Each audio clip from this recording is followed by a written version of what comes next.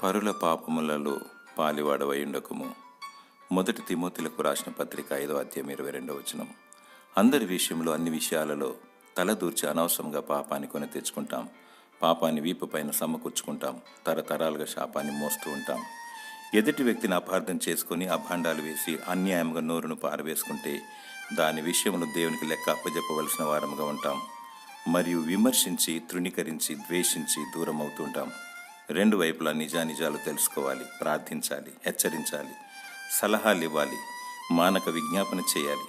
చూపు ద్వారా, క్రియ ద్వారా, తలంపు ద్వారా, మనస్సు ద్వారా, వినికిడి ద్వారా, ప్రాణాత్మ దేహం ద్వారా చేసిన ప్రతి తప్పిదమును క్షమించమని ప్రభువైన యేసుక్రీస్తును అడగాలి.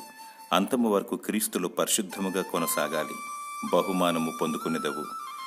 దేవుడు నిన్ను ప్రత్యేకపరిచి దీవించునుగాక. ఆమెన్.